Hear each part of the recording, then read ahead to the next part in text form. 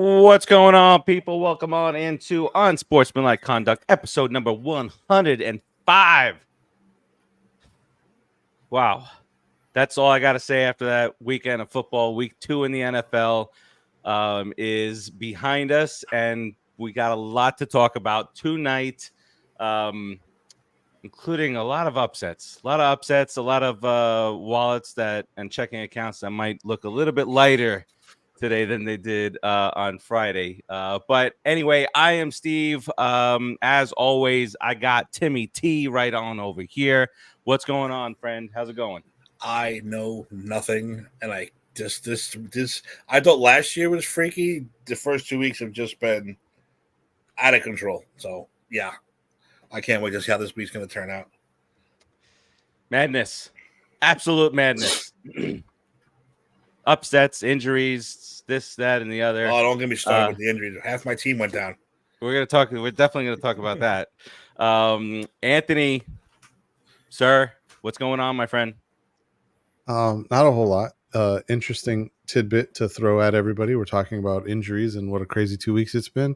There have been more field goals than passing touchdowns through 2 weeks. Just want everyone to know that. Insane.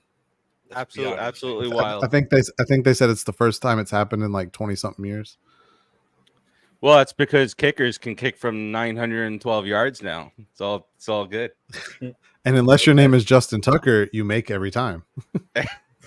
He's the only one that doesn't make all his kicks anymore, which is so weird.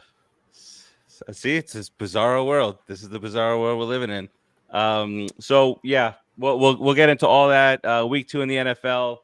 The injuries, the NFL Hall of Fame class ballot announced, a bunch of first timers, including our boy Eli, hitting that for the first time.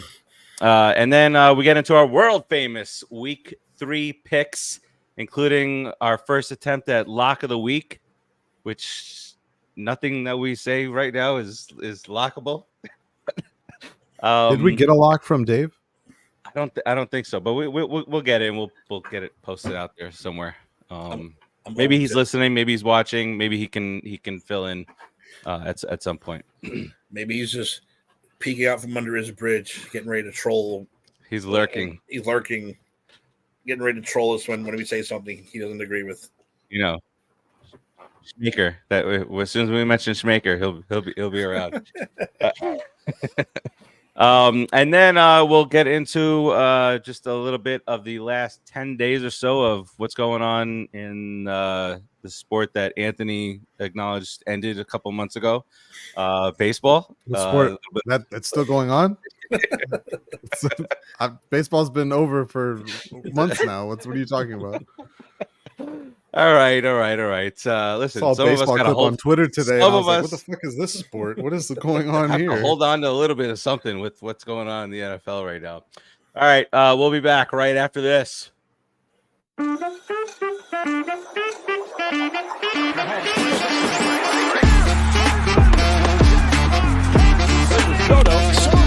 high fly ball.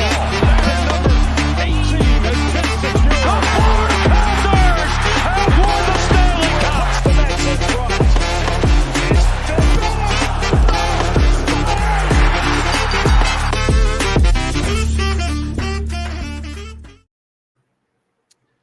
All right, we back.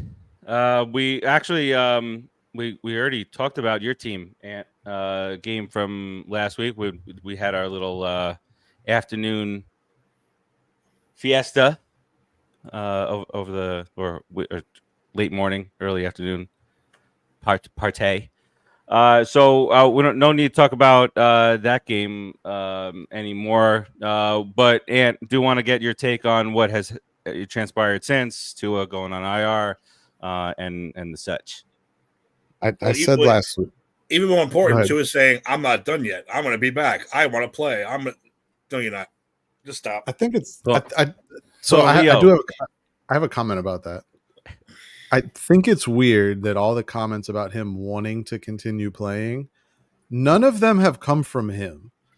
They've come from people around him. They've come from the coaching staff, the training staff, his team. Nothing from him, which I just thought was kind of weird. Kind of feel like people are pushing him maybe, but I don't know. We'll see. Yeah, going on IR, if he is going to play again this year, which I idea, but if he is, he's if that truly is his decision, then that's his decision to make. Just because I don't agree with it doesn't mean a whole lot.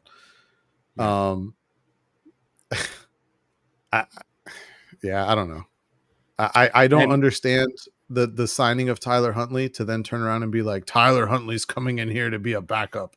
There is no competition with Skylar Thompson. It's like, Mike McDaniel, have you watched Skylar Thompson play football? Because kind of feels like there should be a competition. Kind of feels like maybe there should be. But yeah, the season's over for us. So my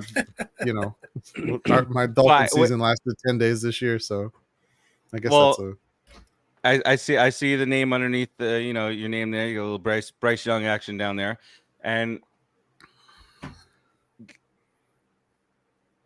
stop Lankram. The better Acuna with another bomb. Let's go. Sorry, I'm watching that game right now. Baseball Acuna. What sport are you watching? Soccer? What's going on over there? All right. So really quick, I just saw right before we went on a mock potential a mock trade involving your Dolphins, involving the Carolina Panthers, and involving the Los Angeles Rams. It involves Bryce going to the Rams, Stafford coming to the Dolphins, and picks kind of going around. What just quick thoughts on that randomly made up potentially deal from a Dolphin standpoint? That sounds wacky. It was wackadoo. Listen, that's why I mentioned it. Can you hear me? Yes. Am I back? I froze for a second. How many quarterbacks do you want to see get injured this year behind our offensive line? That would be my only question. Because Matt Stafford, if we could block, I would say it's a great trade. We should do it in a heartbeat. A second-round pick to bring in Matt Stafford with the offensive weapons we have sounds wonderful. Let's in a wheelchair in 6 months. What are you doing? This poor guy with 6 months. 6 months. He won't make it. He'll make it 10 more days, and then we'll be without him too. Yeah. All right. It's not a bad trade. But why on earth would the Rams do that? Why on earth would the Rams do that trade? The Rams are going to trade Stafford and a third-round pick just to get Bryce Young? I don't think so. I don't see that happening. Just me. They believe. Considering Bryce Young has shown nothing. Hey, Eric. Nothing. Zero. Tua out. Go Bills. I think, Dave, was that in response to something about trolls? Probably. Yeah, because I said when we say something he don't like, he comes on. He's saying no. Only when we're wrong. If he doesn't send us his pick in chat by the time we come up to it, by the way, we're picking the game for his lock of the week for him. Start trying to pick a lock of the week. And does Timmy, are we doing lock of the week? And obviously this is something that we're going to do a little bit later on. But is that just straight up win versus loss? Or I don't know. How do you guys want to do it? It's or just up to us. It's just for the four of us. Everyone Let's else see what Dave goes safe as he did last week. The safety. No. Dave, this is for the lock of the week. The other stuff is still just. It's a new segment. Dave. Hey, listen, just for the four of us. He's not here to have any input on any rules to begin with, so it doesn't matter what he says right now. You're right. Let's continue on. Let's go down the list a little bit. Some of the more some of these other nonsensical, crazy madness. Let's start with the Giants real quick. Giants score 3 touchdowns, give up none, and lose the football game. Only team in NFL history to accomplish that. Hey, I heard it was the only team in history too, but then they said it was the second time since '89. Something happened in '89 around on the same lines. So the technical rule is, or excuse me, the stat is they're the only team in history to do that and lose the game in regulation. It has happened before, and the team has lost in overtime. Okay, that's what it was. Yeah, so this is in a game where it's just another record for the Giants. Commanders went 6-6-6 in the second, third, and fourth quarters. Hey, it's another first for us. We love it. Love it. Love it. I love our records. Great. Excellent. All right. This is just quick hitters. We're gonna we'll hit back on We Stomped You Out tomorrow before the Thursday night game. There's just a lot of madness went on. Saints went up and whooped up on the Cowboys, which I am and Timmy very, very happy about. Kamara, they just went at it, whooped up on Dak and then boys. My lock, my part of the parlay that we were parlaying together last week with the Lions. I think it was a 6.5 point deal. Bucks entire defense was out. They were laughing on all the morning shows, the football shows about Goff was going to go off. Here's the I'm on right. St. Brown's going to go 185, 2 touchdowns, and we lose the game. The Bucks go into Detroit and beat them. Timmy. Hey, it's 2 games. I'm not worried. I know. I'm just because I just want to prepare you for what's to come in the chat here. Oh no, I don't mind. I learned to. I have a fate of troll filter. Eric says Dayball out. Belichick come down. We'll talk about that tomorrow. He ain't going nowhere. I've been saying it for weeks, man. I don't think he's coming back. He's super comfortable, and he called the Giants your Giants to Eli. That could have been his opportunity. Our Giants, you know. And remember, he did work for them once upon a time, so it's not like exactly our Giants. The old, the new, come together. But you want to continue to talk about madness? I don't know if this was madness, but it was certainly surprising. Malik Willis drives the Packers to victory. Grabs the team on his back. How many pass attempts did he have in that game? I know it wasn't many. They used him the way that they needed to use him to get the victory. Did you see him talking about it today? Him talking about, coming off a big win, and now you play the Titans this week. Is this a chance for a little bit of revenge? And he's like, no. He's like, I have no ill will towards that franchise. They paid me while I was there. Amy Adams Sistrunk, the operating owner, I forgot what they call her, but she's basically the owner that's actually like the face. Treated him very well. He's thankful that the organization gave him a chance. He said, I have no ill will towards them, basically, which I thought was very classy of him. He had 14 pass attempts, but he was 12 of 14 for 122 yards and a touchdown. Mm-hmm. Very efficient. And a tutty. And a tutty. Nice. Tutty. But Jordan Love, limited participant in practice today.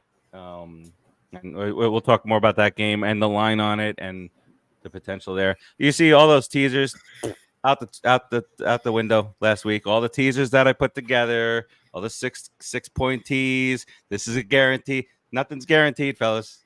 That's guaranteed out there. You want to get really crazy? I did 10-point teases with a lot of the same teams you did, and I still lost. Thanks, Baltimore.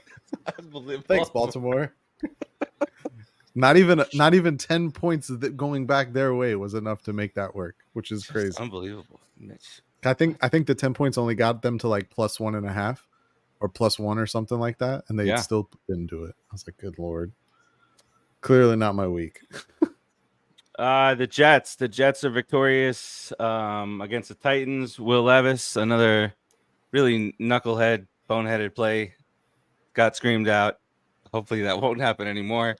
I don't remember who was it on the Pat McAfee show that I told you where they said mayo in the coffee causes brain damage. It's bad. He'll be all right. Yeah, I think so. But it would have been nice to see, Will Levis beat Aaron Rodgers in the Jets. The 49ers, they lose. Vikings are 2-0. Sam Darnold. Anything making any sense yet? Does anything make any sense on this? Nothing makes sense. Since I started talking. I said it in the offseason. Kevin O'Connell, QB whisperer. Don't be surprised. 35 tutties. There are two people right now in the NFL that if we did a draft of which one of them you want managing your quarterback going forward, Kevin O'Connell is one and Matt LaFleur is the other one. And think about what those guys do to adapt their offenses to their quarterbacks. Because even if you look at Andy Reid, the offense Andy Reid runs is pretty much the same offense he's run for the last like 30 years. Yeah. Like I get that they make some changes here and there, but he is not drastically overhauling his offense depending on who his quarterback is. These guys are like tailor making offenses to their quarterback, and it is working beautifully. Did you hear what Colin Cowherd said about Josh Allen? No. I'm waiting. He said Josh Allen is only as good as his offensive coordinator. Really? That's interesting. Okay. He said Mahomes is not that way, Lamar is not that way, Burrow's not that way, and that's why Allen's fourth. And yet, I thought that was Allen and his team are 2-0, and he made all that happen. Lamar ain't making nothing happen. I would argue that Josh Allen has not done a whole lot to make that team 2-0, but that's yes, sure he has. Maybe not throwing, but he has been running, moving around. He's done a lot of stuff. Yeah, their defense has been stout. Well, their defense has been opportunistic. Excuse me. They did give up points to Arizona, but in the first half, but then pretty much locked up Arizona in the second half. And obviously, we are not to discuss the Arizona Cardinals on this show at all for the remainder of this week. I want to talk about anybody who plays for that team. Anybody you don't like Kyler Murray? I don't know. Marvin Harrison Jr. looked pretty good this week, don't you think, Steve? Maybe. I thought he looked pretty good. He ended our matchup in a matter of one quarter. I was like, where did all these points come from? What game started? It went from like Steve up 20 to down 60 in a matter of literally minutes. I'm not responsible for getting him the ball. Oh, okay. It's just like... Yeah, but don't you think I think he had a disappointing game. Who? Harrison. Because he got all that in the first quarter. Nothing after that. Well, don't say that to my fantasy squad. They didn't really do much. Like they didn't throw the ball downfield a lot after that. Everything was pretty much dink and doink the rest of the game. I call it a disappointment. He should have had 5 touchdowns and 300 yards. Who are we talking about, Eric?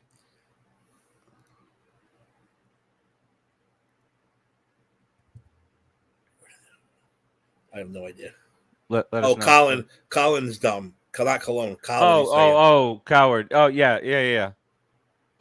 Exactly. Yes. They got rid of Diggs. Well, maybe Diggs is better off in Houston. I got you. I got to agree with Eric on the Cowherd thing. So I'm like, oh, that's interesting. Let me look at it just to see who his offensive coordinators have been. He had the same offensive coordinator his first 4 years in the league. It was all Brian Daboll, all 4 years. The first 2 years, he was terrible. The second 2 years, he was amazing. So I don't know if I agree with that. Yeah, exactly. And that's what everybody was saying. Well, Daboll and this. Oh yeah, his arm has nothing to do with it. His speed has nothing to do with it. Breaking out of plays. Maybe a lot of plays that the offensive critic called that busted, that he had to, finagle out. Mets win. So he had Daboll the first 4. He had Ken Dorsey for a year and a half, and now he's had almost for a full year. Dorsey, who's going insane in the coach booth box. I'm still a little torn on that, because like really the only thing that Joe Brady has come in and done is just made them run the ball more, which is fine. There's nothing wrong with that, but I don't know. I don't think there's been like everyone talks about, oh, it's such a drastic change. It really hasn't been. If you look at like their offensive stats as a team are actually down since they made the switch. Their points are down. Their rushing efficiency is down. Their passing efficiency, everything's down. They're winning more games. They're basically just playing ball control, which is fine. Hey, that's how some teams are going to win. Oh, they have a much more reliable back now. They have a guy you can lean on. Back then it was too. They had him last year. No, I know, but now he's really come into his own a little bit more. And just 2 games. The Patriots were almost 2-0. Wild. No Matthew Judon, no Christian Barmore, no problem. They look fantastic defensively. Yeah. Well, the secondary is a little shaky outside of Christian Gonzalez. Christian Gonzalez looks like the real deal, but everyone else in that secondary looks a little shaky. It probably would have been almost unbearable to listen to Simmons had the Patriots gone 2-0 this week. Now he's kind of talking about when they're going to insert May, and they're talking about at home against the Dolphins. Week 5 is when these guys are kind of picturing it happening. I know you guys don't want to bring this up, but Gino looks really good. Gino looks really good. I don't know if anyone went back and watched some of the throws he was making in that game, making some big boy throws. No, Gino bores me. Just pointed out. I know Dave's going crazy right now somewhere, but Gino looks good. What year is it for Gino? 11. Did he win comeback player of the year last year again? No, he didn't win it last year. He's going to come back this year and win it again. He's going to take a year off to make it better. We got Harbaugh taking out the Panthers, whooping up on them, and effectively ending. God, it actually is year 11 for Geno Smith. I didn't Is realize it? that was Hey! accurate. Holy shit, it's year 11. Wow. Good job, okay. Gino. Damn. Way to go. That's crazy. Basically effectively ending, unless there is some type of an injury to Mr. Andy Dalton, your new Panthers quarterback going forward here. Bringing in the young Andy Dalton. So Bryce Young, effectively the quickest bench job of any number 1 overall pick, and doesn't seem like he got the shot. It didn't look like he was coached up at all, nor given the shot. And what's your thoughts on that? So let's just go back a couple years here. So we can go back. They hire Matt Rule. Matt Rule has Cam Newton and Teddy Bridgewater. Both those quarterbacks. I think that was what Cam moved on to New England, had a pretty good year. Teddy moved on. Where did Teddy Pretty go? Good, like that? 2 months or something, I think. Yeah, well, that's fair. Cam got hurt, and then the season fell apart for them. But he looked good while he was healthy. I forgot where Teddy went. Then they had the Sam Darnold, Baker Mayfield. Both of those quarterbacks look fantastic right now. Matt Rule gets fired. He's doing great in college again. Are you saying it's a Panthers thing? I'm saying that Dave Tepper's not a good owner. You can't have the owner making decisions from the press box on this stuff. I don't think that's a smart move at all. If you look at it, if you go back and watch their head coach's name escapes me right now. But if you watch the press conference where he talked about the decision to move on from Bryce or to bench Bryce, they're obviously making it sound like they're not moving on from him, but they are. If you listen to that conversation, they asked him specifically, did this decision come from David Tepper? And he's like, well, David and I had a conversation about it, and I'd like to keep that private. Why would you answer that question that way unless David Tepper had told you to get rid of Bryce Young? Just wondering. Because if you guys just had a conversation about it and it was truly your decision, you would have been like, well, we talked about it, but this decision ultimately came down to my feeling of blah, blah, blah, blah, blah, blah, blah. Instead, he's like, I want to keep that private. Oh, cool. So David Tepper decided to move on from Bryce Young. Got it. The Tepster. Tepperama.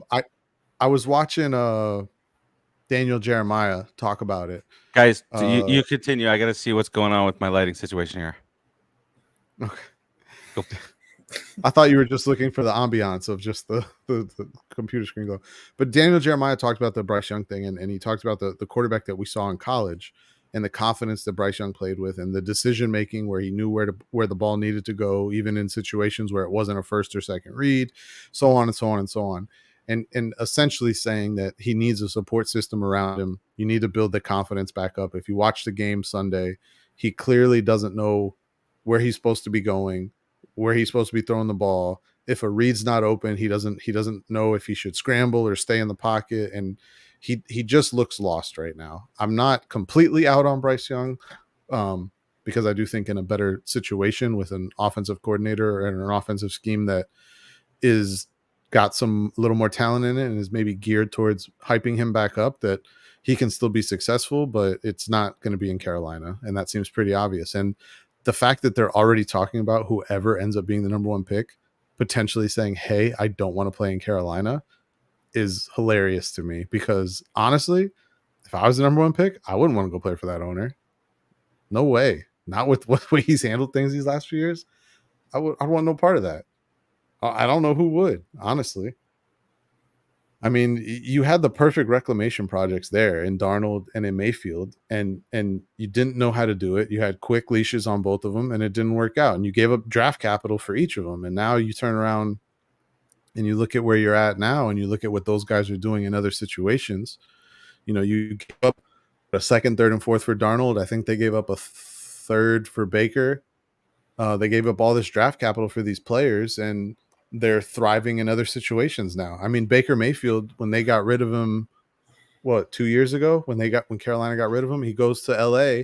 He gets to LA on Saturday, starts a game, or not starts, but comes into the game Monday and actually looks competent. How does that even happen? And this was the guy you had on your roster and you couldn't do anything with?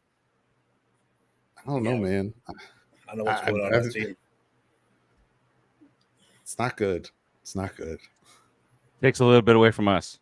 The clown show. Look over there a little bit. Nothing to see over here. All right.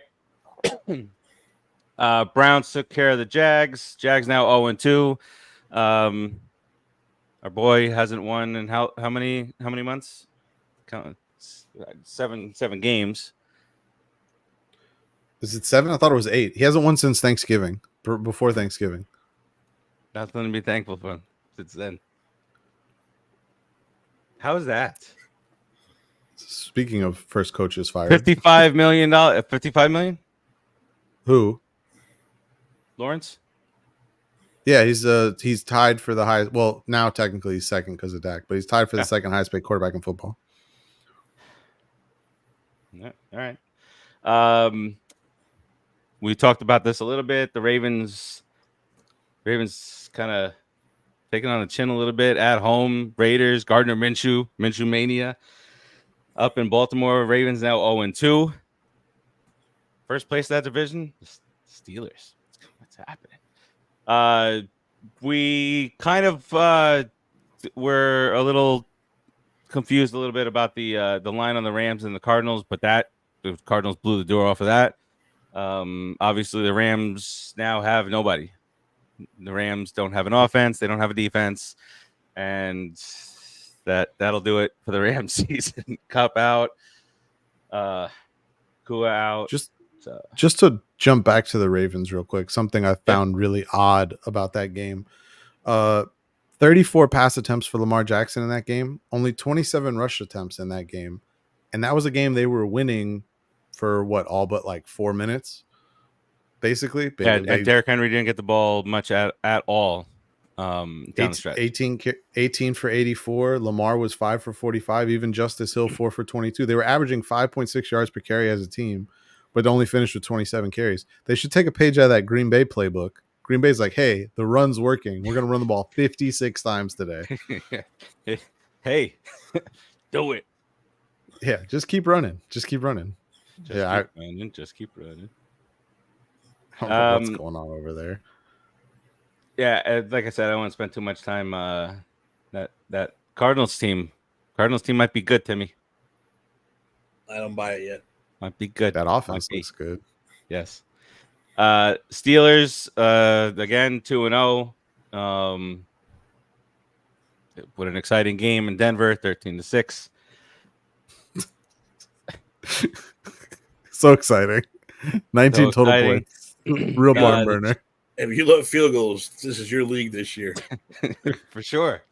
What was to be, if you look before the season, look at week 2, game of the week, clearly Bengals and the Chiefs. Chiefs squeak out 26-25. They lose Pacheco. In the meantime, out between 6 and 8 weeks. Broken fibula. Yeah, that's not good. It's not a good thing. And then the Texans. on the Sunday night got- game, 19-13. Go ahead, go back. You got to talk about the penalty at the end of the game in the Chiefs game. What happened? The Chiefs were driving to try and take the lead or tie the game. Well, no, take the lead. They were down 2. And 4th and 15, get a PI call that extends the drive, and they end up winning the game. I will start by saying I do think it was pass interference. Yeah. But I will also add to it. Holy fuck, these guys get these fucking calls every goddamn time, man. Like, what the hell? Like, I do think it was a penalty, but it's like, fuck, man. It's always them, and it's always late in the game, and they get it every single time. So I'm kind of torn on that one. Like, it's definitely a penalty. Like, if you watch the replay, it's pretty clear. But don't call it because it's been up already. But see, that's why I said I'm torn on it, because it's like, Yeah. it's like, because at first, when I first saw it live, I'm like, that's a bad call. And then I saw the replay. I'm like, okay, so he basically tackled the receiver, and then they threw a flag. I'm like, okay, well, it's deserving. First, they were but like, he got there a little too quick. And then, oh no, he got there way too early. I mean, he literally blew through the back of that dude trying to get to the ball. all right. Like I said, Bears lose in Houston, 19-13. And then the Monday night game, Mr. Kirk Cousins. Look at that man leading that drive, game-winning drive against the Eagles. Saquon with the drop.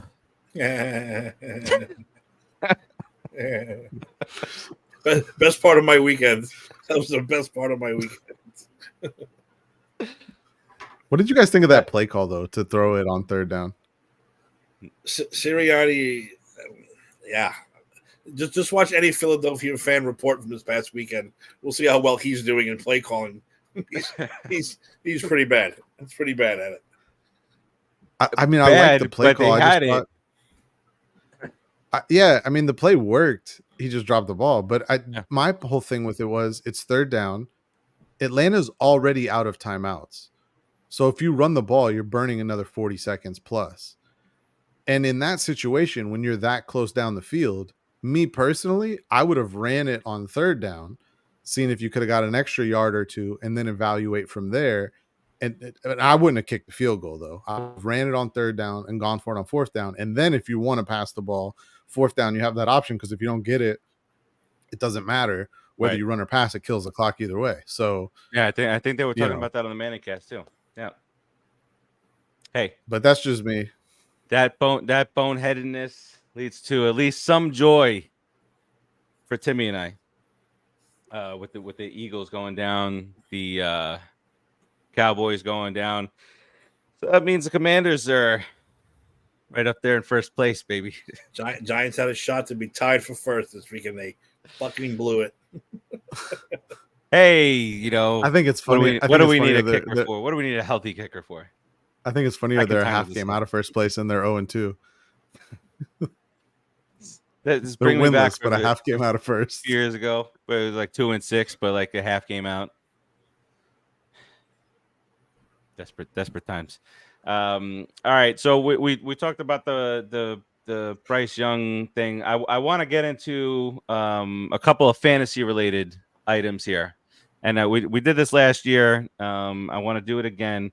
Just going through the first maybe round and a half or so very quickly here of our draft in the Pop Culture Pros, and see where they're at after 2 weeks, regardless if it's injury or just low production.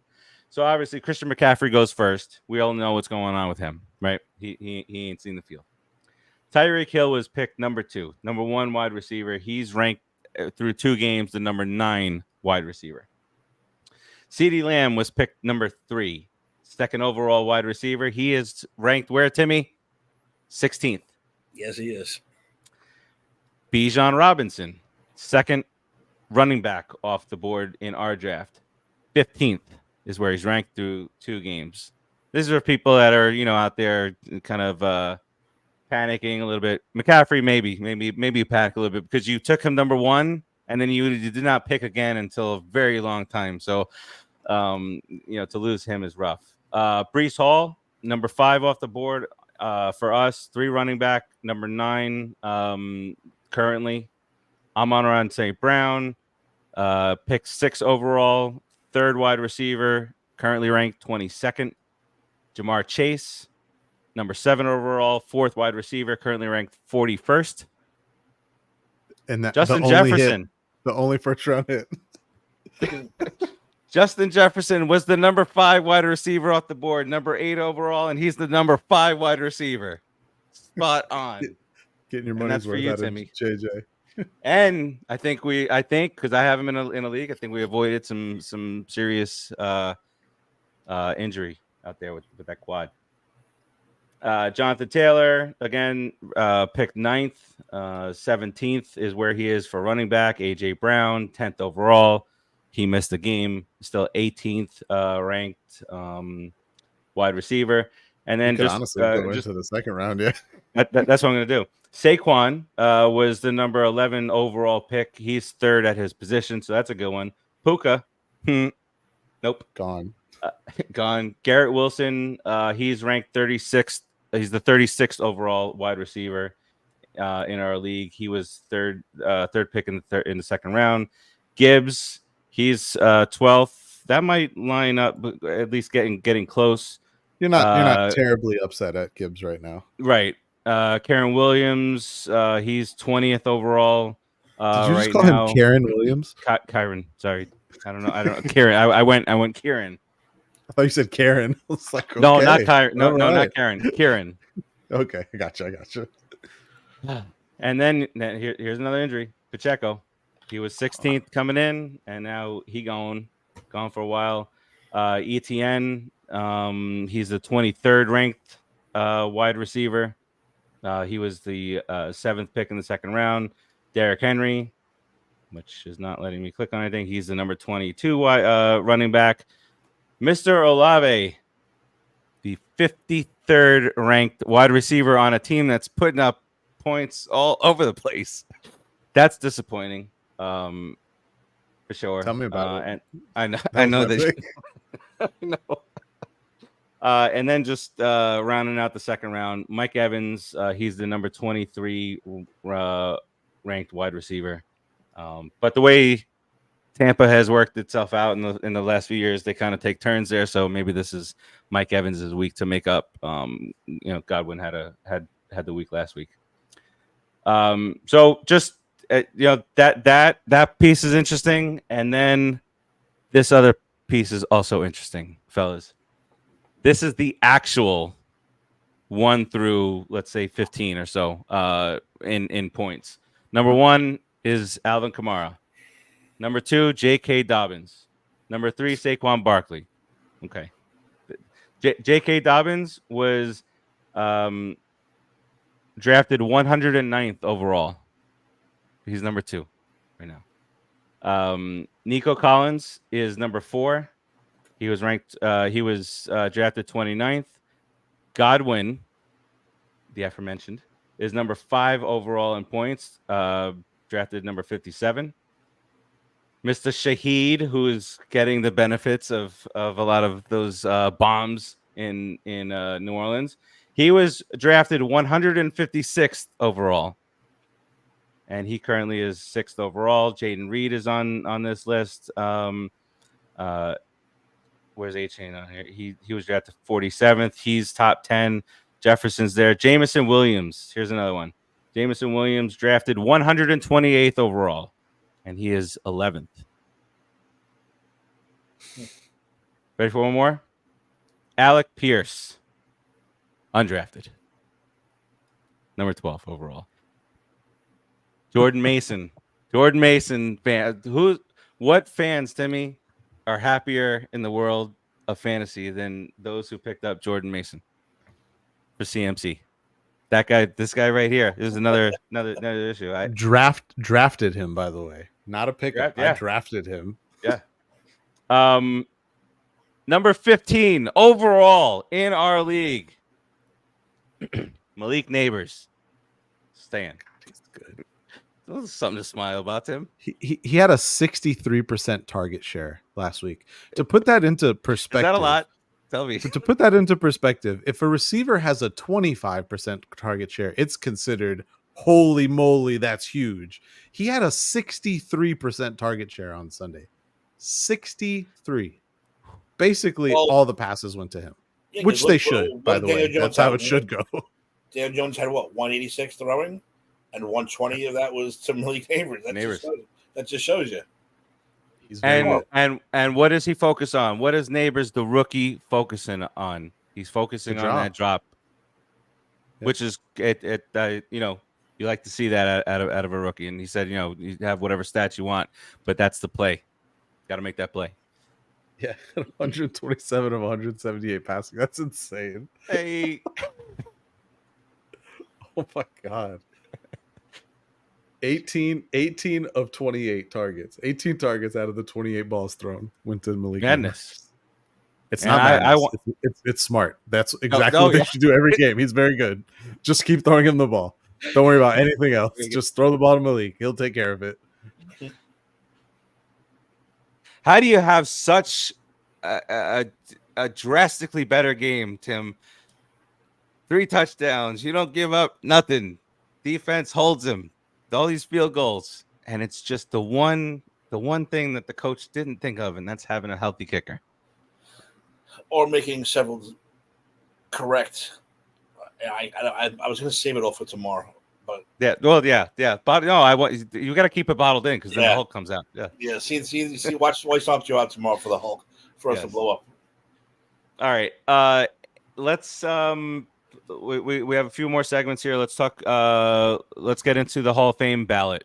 And our boy Eli can't spell elite without Eli, Timmy. That's right. Remember that. Everybody needs to remember that. And don't make that face. I wasn't making a face in a negative way. Made. No, that was. I have long supported Eli and said that he's an easy Hall of Famer. Do you have the graphic to go up? I'm gonna get it for you right now. Okay. Because I wanted to run through these and see which of these we think are first ballots and which do we think are not first ballots and which do we think are not Hall of Famers at all. Marshawn Lynch. Not a Hall of Famer? He's fucking overrated. He sucked his entire career in Buffalo. Screw off. I would blame Buffalo for that. They didn't really utilize him very well. I just never liked him. He actually had back-to-back 1,000-yard years in Buffalo, too. Yeah, I can do that. His second year was actually really good. He had 1,000 rushing yards and 47 catches. 9 total touchdowns. He was, I don't know. I always liked Marshawn, so I was one of the people that was in on him before he got to Seattle. And I actually remember that season. I traded for him when I heard that Buffalo was talking about trading him. I traded for him. I thought he was going to Green Bay. And I'm like, oh, let me go ahead and get in on this early. And obviously he did not go to Green Bay. He went to Seattle, but he was amazing down the stretch for Seattle. And his career took off after that. I mean, he was good before, but he was really good in Seattle.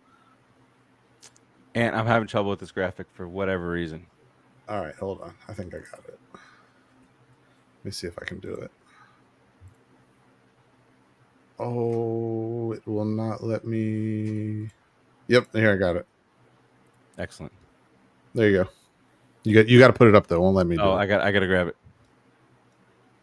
Bam. Boom. So these are the list of first-time nominees on this year's Hall of Fame ballot. So we're going to go through one by one and decide, are they a first ballot?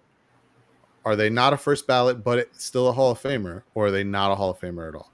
And because Eli is the top name on this list, we're not going to start with Eli. We're going to start on the bottom. We're going to start with Adam Vinatieri and work our way up.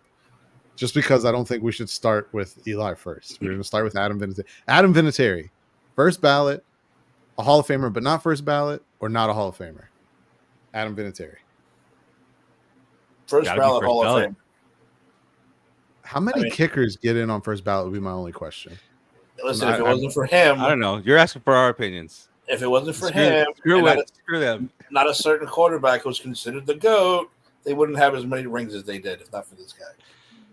Brady got him close, but he never got him to win. This guy did. First ballot Hall of Famer in my book. I could see that. What is it 3 Super Bowl winning field goal kicks? Is that right? Yeah, that's people. Oh, Brady drove him down. No, Brady got him close enough for a field goal. He never really drove anyone down for the touchdown.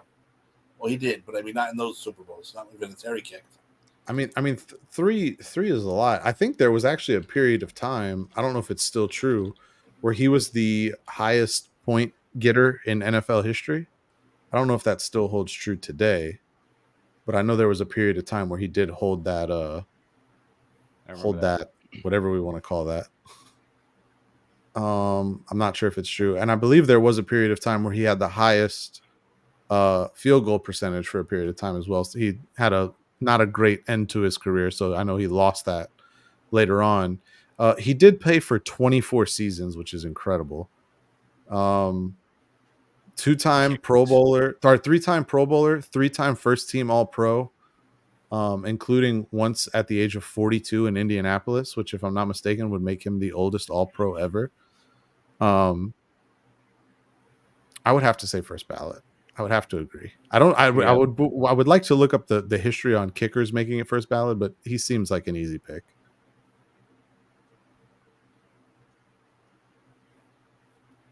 Yeah, he's really good. The stats are impressive. Okay. Earl Thomas. So what are our options? Our options are first ballot, will get Hall of in, Famer. or won't get in. Correct. Exactly. First ballot, will get in, won't get in. 3 options.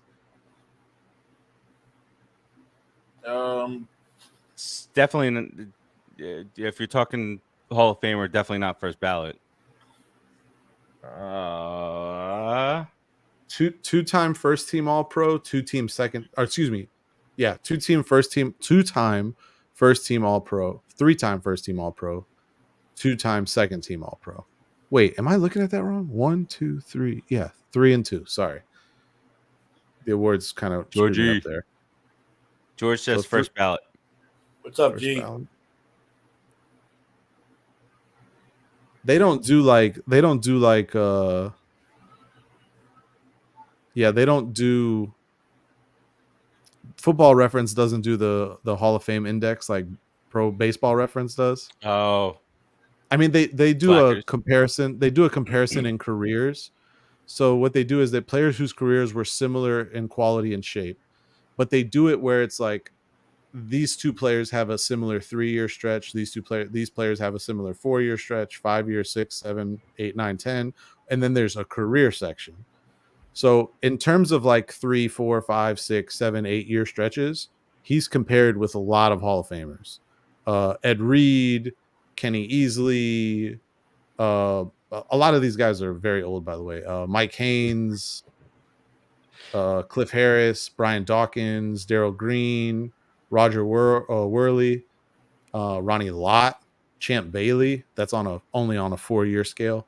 But there's a lot of Hall of Fame names there when you look at smaller comparisons. When you look at the career comparison, the only Hall of Famers in a career standpoint that he's compared to of the 10 comparisons listed are Cliff Harris and Johnny Robinson. I'm not going to lie to you. I have no idea who either of those players are. So yeah, I borderline Hall of Famer. So not first ballot, but gets in. Yeah, and yeah. I'll go So with that. I have to ask though, because his career did somewhat end on controversial terms. I would guess say controversy. That's kind of where I was leaning. Like kind of like that. Does that keep him out? Kind of wash away. Yeah, potentially. Does that keep him out? That would be my only question. It's a great career, and he did it. And what's crazy about this is he was only 30 the last year he played, and it really seems like because of the controversy is why he was never asked to come back and play anymore. Yeah. Because he actually had a really good season in Baltimore. Not first for sure, or maybe ever. So yeah, kind of like borderline. I think that's where we're all leaning. It's not one of our options though. We didn't choose an option for that. He's probably good enough to be a Hall of Famer, but because of the way his career ended, I guess we're kind of left wondering. Okay, Earl Thomas. Aqib Talib. This one's easy for me. I think it's a no. I like Aqib Talib. I think he was a great player. I just don't think great player. I'm with you. I don't think so either. Two-time All-Pro, one first team, one second team. That's interesting stats. Similar players. He has no Hall of Fame comparisons on a career basis. He does have a few on shorter time frames. So I think that one's an easy no for us. Terrell Suggs. This is an interesting one. T Swizzle. T Swizzle from Hogwarts, according to his player intro. Wait, hold on. George was saying negative no. That was for Talib, I think. I believe good player, so. not Hall of Famer. Yeah. Was the good player not Hall of Famer? I don't know if the good player not Hall of Famer was for Talib or Terrell Suggs. That part I'm not sure of, but that's okay. But Suggs is the guy. So defensive rookie of the year, defensive player of the year, two-time All-Pro, one first team, one second team, several Pro Bowls. Also almost won comeback player of the year in 2013. I believe that was after he came back off of a torn ACL or Achilles. I don't remember exactly. 139 career sacks. Sounds like a really good number. Ranked eighth all time. Career eighth all time. He's eighth all time? Yep. Is that accurate? According to the Baltimore Sun. If he's eighth all time, I think that's a first ballot. Yeah, I'm going to lean first ballot on that one. Was he got 2 Super Bowl rings too? Is that right? Yeah, Suggs, 139 sacks, ranked eighth all time since tracking began in 1982. Yeah, I think I'm going to say All first time. ballot on that one. Top 10 all time. Yeah.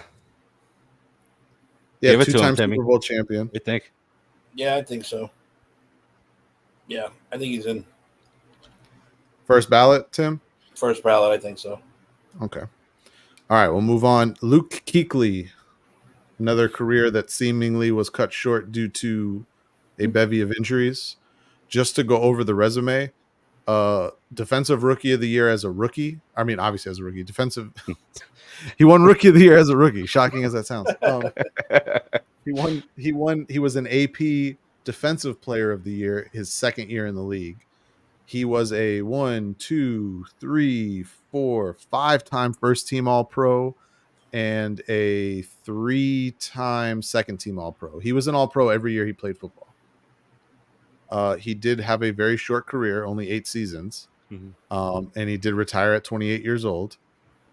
The counting stats, I would guess, are not going to be very good. In terms of, they don't have a Hall of Fame index for him. Why not? Hall of Fame monitor. He has the 5th highest inside linebacker Hall of Fame score in history. The average Hall of Fame inside linebacker score is 105.65. His career score is 118.45. And that's in only 8 seasons. So I think that's even more impressive, me personally. I also think that Kuechly is a first ballot. First ballot. I'm a little torn with this one, only because, like I said, he didn't play that long. He did But not. when he did, he was a beast. Yeah. That's what you got to look at with those, right? The shorter careers. How well did they dominate? How much did they dominate? He was a top 2 to 3 inside linebacker his entire career from start to finish. Yeah, I'll say he's in first ballot. So that's a good one. All right. So next on the list, the offensive lineman. I'm not going to look up any stats. We're just going to name names, and if you tell me what you think, I don't feel like looking up offensive lineman stats. Marshall Yanda. I don't think. No, I don't think so. Yeah, I don't think Yanda's in. I think he's a good player, but I don't think he's a Hall of Famer. I'm with you. Joe Staley. That's the Staley. Oops. I think he is in. I think it might not be as a first ballot though. He's in first ballot. The first ballot material. No, I agree with you. I don't think so. Yeah, I don't. Yeah, that's kind of where I lean on Staley. Ryan Khalil, not in. Like Ryan Khalil. It's a good offensive lineman. I just don't think he's in. Nah, not in. And just real quick, I know I said I wasn't going to look it up. I did look up Staley's. Staley ranks. You can't help yourself. I couldn't. For him, I couldn't because his I was interested in. The other ones I'm not. Travis Fredericks I might look up too. He's next on the list. But for Staley, his career Hall of Fame score is 64.43 according to the Hall of Fame monitor. The average Hall of Fame score for a tackle is 95.5. That's really low then for him to get in. So, which is weird. I thought he would have been an easy in, but maybe not. Maybe not. And then the last offensive lineman, Travis Frederick. I know you guys both hate him because he played for the Cowboys. Also an injury-shortened career. No, I won't let him in. Out. You shall not pass. Retired at 28. He only played 6 seasons because he actually missed what would have been his 6th season. He missed because of Guillain-Barré syndrome, and that actually ended up being why he retired, if I'm not mistaken. His numbers are not as impressive as I thought they would be in terms of like the awards. I'm gonna say that he's not in. That's a really short career, 6 years. Nope. Yeah. He's out. Yeah, I Yeah, think I have to. you can't. I think he was like a dominant center. I just don't think he's in.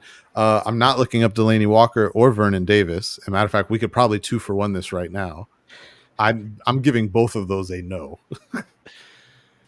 Delaney Walker just reminds me of middling fantasy players that you sometimes pick up. He'll have nice stretches, 3 or 4 games. He'll have like a 5 for 92 yard, couple close and in touchdowns. No, not a Hall of Famer.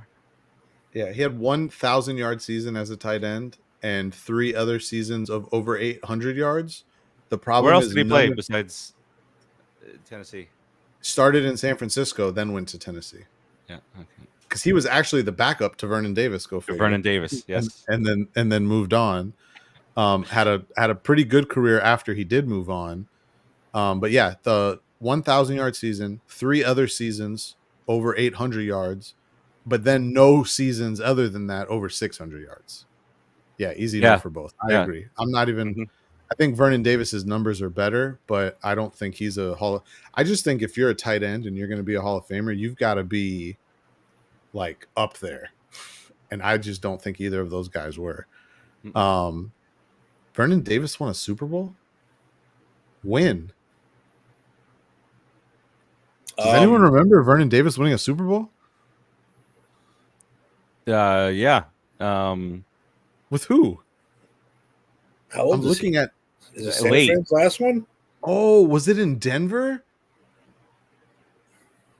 He got traded his last year in San Francisco. He got traded. I think it was in Denver. Yeah, it was in Denver. That was the Peyton Manning Denver Super Bowl year. Yep. Okay. All right. I was like, when the hell did Vernon Davis win a Super Bowl?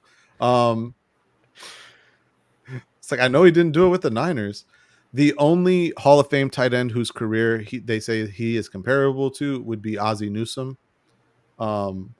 His tight end Hall of Fame score is 32.14. The average Hall of Fame tight end score is 97.46. No, he's out. Easy notes. Demaryius Thomas. No. Yeah, good player, not a Hall of Famer. Darren Sproles, I don't think we even have to discuss. That's an easy no. I think little guy Hall of Fame. It's an easy no. Little guy Hall of Fame. Little guy Hall of Fame. Under 5'8" Hall of Fame, first ballot. Under 5'8" NFL players, he's a first ballot. But regular Hall of Fame, no, I don't think he's in. And then Marshawn, who we were discussing before, Marshawn Lynch. Is Marshawn Lynch?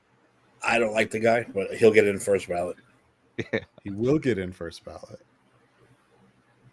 I actually think he gets in, but it's not first ballot. Because he's just here so he don't get fined?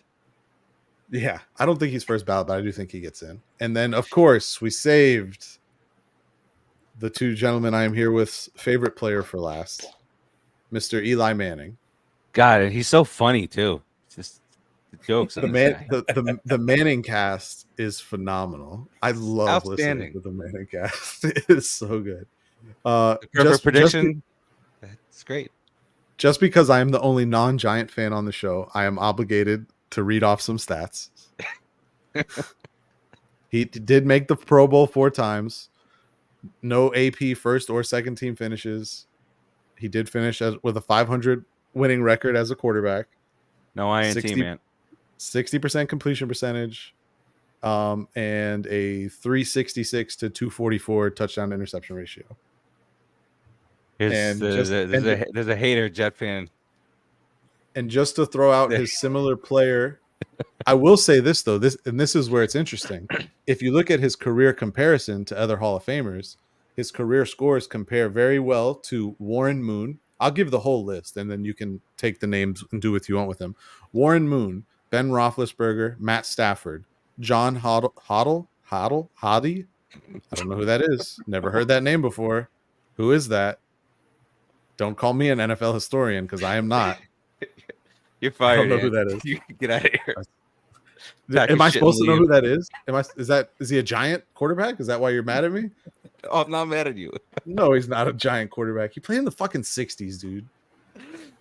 My parents weren't even watching football then. Anyways, Donovan McNabb, Terry Bradshaw, Joe Montana, Carson Palmer, Drew Bledsoe, Bob Greasy. So of those names, Warren Moon, Terry Bradshaw, Joe Montana, Bob Greasy, all Hall of Famers. I think most of us would agree Matt Stafford probably is going to get in as well. Yeah. I think we're on the same boat in that one. Yep. So that's 1, 2, 3, 4. That's 5 of his 10 comparisons are to Hall of Famers. Get his ass in there. Is he a first ballot? Absolutely. Ching. Check it. Okay. Check it. I'm not as sure he's a first ballot Hall of Famer. I do think he's a Hall of Famer. First ballot. The Super Bowls do help. I will say that. And as we looked up, we talked about this a couple weeks ago. The 2 playoff runs he had in the years they won the Super Bowl were fucking liquid magma playoff runs. He went fucking the one pick he threw in the first run was a tip ball in the Super Bowl to give us a bigger panic attack than we needed. Yeah, that was it. The stats on his 2 Super Bowl runs are essentially over those 8 games, he threw for 2,100 yards, 15 touchdowns, 2 interceptions, with a 64% completion percentage. He was really good in those 2 playoff runs. Amazing. Fourth quarter, comebacks. And on a very, very short list of 2-time Super Bowl MVP award winners. That's a very short list. There's not many of those guys around. And having to see his Eli face plastered all over the place, deal with that. Poor guy. Have to worry about what your face looks like on the sideline. Going down. Did you get crushed behind a trash offensive line later? Yeah. Later Oh on? my God. There's only 5 players in the history of football that have won multiple Super Bowl MVPs. There's 5 times ever. Terry Bradshaw, Tom Brady, Patrick Mahomes, Eli Manning, Joe Montana. Hello, McFly. Maybe I've made the first ballot case for him. I think George, no way, sorry, but eventually gets in. Amazing games during those 2 playoffs, but not elite. But there's only strong words 5 coming. Players ever in the history of football have won 2 Super Bowl MVP awards or more, which Brady and Mahomes are the only ones with more than 2, by the way. No, and Montana. I'm sorry. Montana had 3. Montana's 3. Brady has 5. 1, 2, 3, 4, 5. Brady has 5. Yeah. I don't think he deserved all 5, but that's a different story. Not getting into that right now. Patrick Mahomes already has 3 as well. And Eli, of course, with 2. More than his brother Peyton, by the way. Let's go. Peyton only has 1. Peyton got carried on that second one. 4,000-yard seasons. How many fourth quarter comebacks? I think it's obvious. The fourth quarter comeback, it got to the point. I don't know, Timmy. It got to the point where if the Giants were down by 3-6 points and Eli had the ball under 2 minutes, we would win the game. Yeah, no problem. 37 game-winning drives in his career. Which It says that there's only 27 fourth quarter comebacks, so I don't know how that's possible that he has 37 game winning drives, but only 27 fourth quarter comebacks. But Do they count with- overtime as game winning drive? yeah, I was going to say maybe 10 of them were in overtime. I guess I don't know, but 37 game winning drives. That's a lot. He had 6 in one fucking season. Jesus Christ! Oh my god! Was that the Super Bowl season? 2011 sure was. Yeah, second one. Yeah. Wow. one. Okay, that's impressive. Wow. 4,000 yard seasons. He had 1, 2, 3, 4, 5, 6, 7. He had 7 4,000 yard seasons. Thank you. He Welcome did have Welcome to the dark side, Ant. Welcome to the Don't dark worry did about have the interceptions. 2 Don't look other at them. seasons that were dangerously close. Dangerously close. Ah, see. Yeah, I mean, he had some high INT years, but I think those clutch numbers are big, though. I think you got to point that out. 37 game winning drives is a lot. I mean, And there don't were get me wrong, those like I'm those sure- games against the Seattle defense where the Giants were like little Giants where we threw 6 picks in a game. Never forget that shit. You know? Mhm. Hey, those things stick with us too. But that picture right there, beautiful. He ranks 12th all time in game winning drives in NFL history. Giddy up. That's Put him in. It's pretty good. If he don't get it, Pretty I'm good. calling shenanigans on the whole league. Yeah. Don't forget, I mean, I already said it. Eli is Nickelback. Just no reason I mean, to hate the guy. I know the case that people are going to make against him in a ton of QB. Yeah, that's a very good point. I know we don't often like to agree with the troll, but that's a very valid point he makes. When he did retire, he was top 10 in several QB categories. If I'm not mistaken, it was touchdowns, passing yards, pass attempts, and a couple other ones. Yeah, So and that I is- think it was 6th or 7th in passing yards at that point. I think he's actually still up Still there around in there? passing yards. He's 10th in passing yards still. Hmm. I wonder what he is in touchdowns. Oh, I didn't hit go. Sorry. The real Benjamin. What's going on? He's still London he Fletcher is- should be in the Hall of Fame. Is that really what we want to plant our flag on, though? That's London. I mean, I don't know. I liked London Fletcher as a player, so Good player. Solid. Thanks for watching Real Benjamin, sir. just to put London Fletcher's career Hall of Fame index in comparison to Luke Kuechly's, his score is half of what Luke Kuechly's is, and Luke Kuechly played probably half as many years. 8 years, right? Yeah, He was 8 years, right? Fletcher. Yeah, it is half. Fletcher played 16. Okay. Solid player. No, I like London Fletcher. but if Kuechly does what he does over that career, he's beyond first ballot. Had a lot of tackles. Okay, well, there's our list. So what did we have ultimately? We had Eli as a first ballot. We had Kuechly, Suggs, and Vinatieri. So we had 4 first ballots, right? We didn't say did we say Marshawn Lynch? I think we agreed he's a Hall of Famer, but not first ballot. Okay. Yeah, so 4. Because as much as I like Marshawn, I don't think he's first ballot though. Because I think for a running back, I think that scale is even higher. I think he does get in, but not first ballot. Mm-hmm. All right, so that's the ballot. We'll see how things pan out. If Eli doesn't get in, we riot. I kid. Oh yeah, I'm riding. All right, let's get into the world famous, I love it. beyond world famous, I love it. Famous. We do. You need a little plug there. It says world I know. famous. like a world. Yes. That's what we need. You gotta do Cooler. the reggaeton laser beam shots in there too. Just Oh, overdo man. it. Overdo it with ridiculous sound. All right, so we get into week 3 action here. This is our first week. We're gonna offer up our lock of the week, which again, through our first 2 weeks, Oh, and two, baby. how it stands at last week, I was dead last. That doesn't happen to me often. It's wild shenanigans in the NFL in week 2. I was 6-10. Ed, Ant, and Tim all 7-9. Eric 9-7 when he's on the the upper echelon of our standings. We know some stuff went down. Bruce also 9-7. Dave finishes in first place last week, 10-6. He is now also in first place overall for the season at 19-13. That's the way that goes right now. Let's get it going. Let's get it rocking with tomorrow night. Tomorrow night, first. Wait. I gotta respond to our fans here. Can you what happened? So I didn't see that comment. I came too late. Ray Lewis? He said Ray Lewis. I see you. All right, so hold on. I'll look this up just because I want to see them. Yeah, but how many murders does London Fletcher have? I'm sorry. I don't think London Fletcher won a Super Bowl either. Am I right? I don't think he did. No, he did. Who did he win a Super Bowl with? With who? Oh, the Rams. Is that his rookie year? I think it was. He was in St. Louis that year. St. Louis.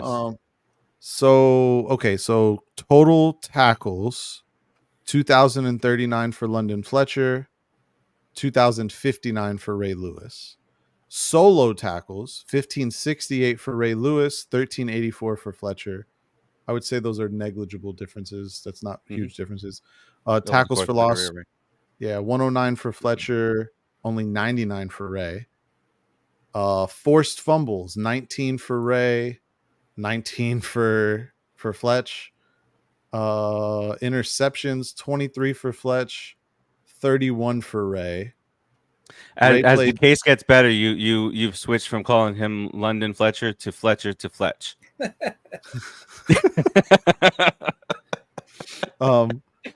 200. Thanks, George. Hold on. George. 228 games versus 256. So Fletcher played 16 seasons. Ray played 17 seasons, but less games, and that they had a couple injury shortened years in there. Also, just to throw this out there, Ray Lewis, 2-time Defensive Player of the Year, 2-time champion, Super Bowl MVP award, not very common for defenders, 7-time All-Pro. London Fletcher, 1-time Super Bowl champion, only a 4-time Pro Bowler, no AP awards of any sort. He did I'm sorry. I take that back.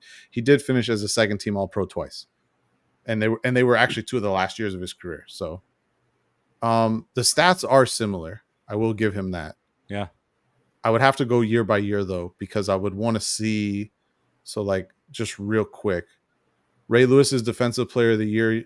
Oh, I didn't do sacks. Sorry, 41.5 versus 39. That's basically the same thing. Or did I do sacks? Yep. Maybe I did. I don't know. It's basically the same thing. Ray Lewis's 2 All-Pro seasons.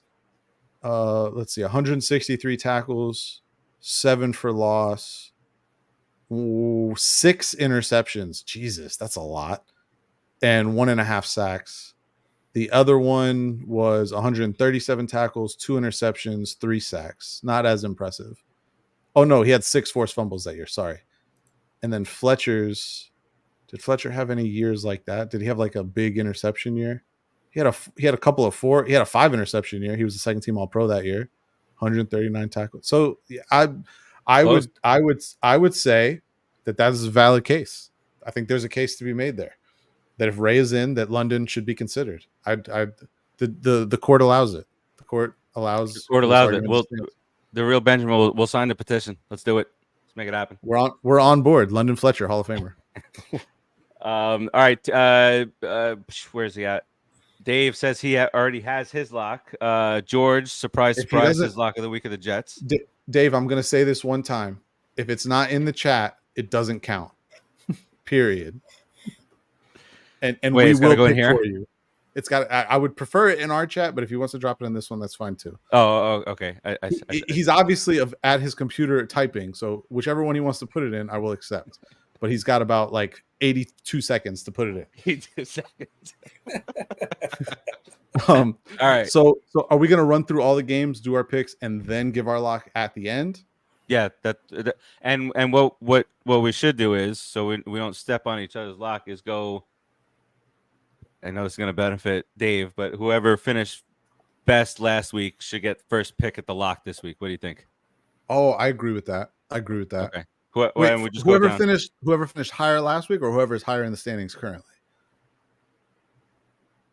Do you want to reward last Overall? week? Do you want to reward week to week, or you want to reward overall? I week kind to of like week. the idea of week to week. Yeah, I Week to like week. the week to Yeah. week better. All right, so Dave will get the No, first. no. pick As lock. see, Dave's not listening. As we just laid out, Dave, you have to pick your lock first because you can't pick the same lock as us. Yeah, and you go first because you were first place last week. So maybe we should do locks first. You think we should lock before regular picks? No, we should do regular picks first. You get all the picks out of the way. All right. Yeah. And then I'll highlight what we pick as the lock. All right. First up, our Thursday night game: the Patriots, almost 2-0, head almost 2-0. What a great intro to the team. Almost 2-0 team. Head to the Jets to play Aaron Rodgers. Jets are 6-point favorite here. Start off with you, Timmy. I gotta go Jets at home. Patriots, I think their bubble's about to burst. So I'm gonna go with the Jets at home. Thanks to that defense, by the way, not the offense. For shout. Ant, who you got? I really wanted to pick the Patriots in this one, but all 5 of their starters on their offensive line are on the injury report, and 2 of them have already been ruled out, and it sounds like 1 or 2 more may be out as well. I don't think the Jets have actually played very well through 2 games against either of the teams they played against. They just happened to run into the Niners week 1 and the Titans week 2. I don't think there was really a whole lot of difference in their games, either one. With all that said, I will take the Jets. Melo did the same. It's a jet sweep. Huh? Jets sweep. Jets sweep. See what we I did don't think they cover, though. I want that noted. I don't think they cover a 6 by point. 6. Who the hell knows this?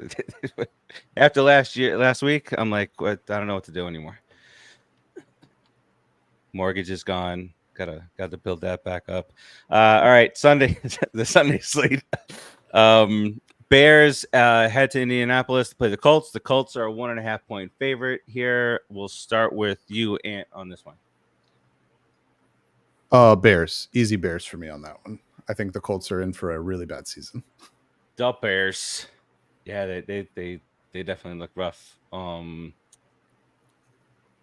Yeah, based on the way they looked last week, the Bears haven't shown to look great. I just think that they look a little bit better than the Colts.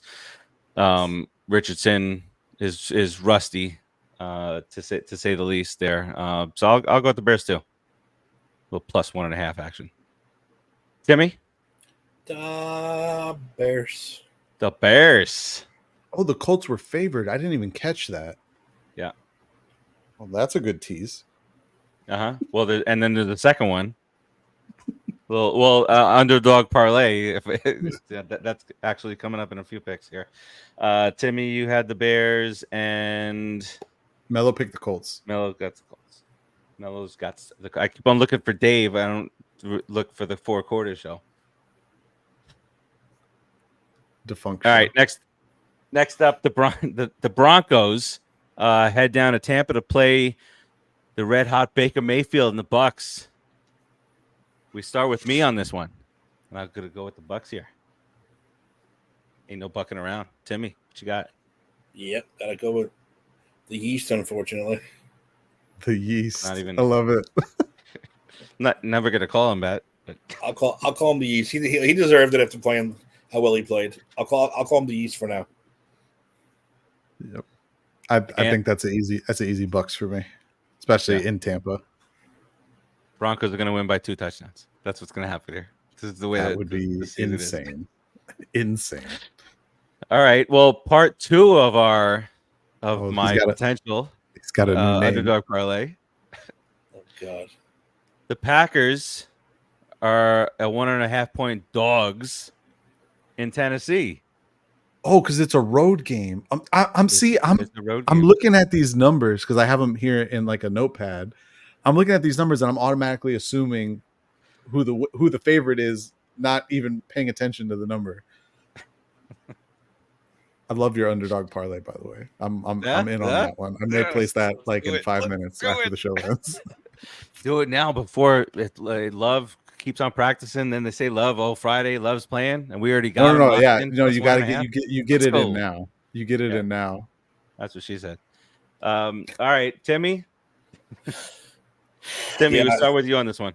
As much as I love my man Will Levis, the Packers look too good. Got to go with the Packers. Malik Willis and the Pack. Ant, who you got in this one? I know Malik Willis said it's not a revenge game, but it is a revenge game. Give me the Pack. Hell yeah. That's a Pack sweep. Got 3 sweeps so far. The only non-sweep is that Bears and the Colts. All right, what do we got next here?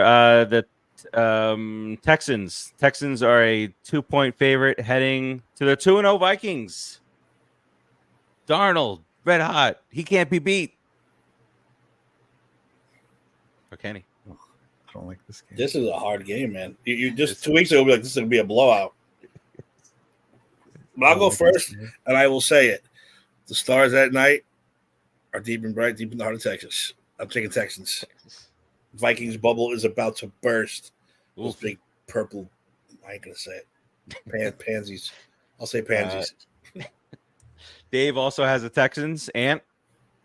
I don't like this game at all, but I do lean Houston on this one. I think D'Amico Ryans is going to throw some funky shit at Sam Darnold.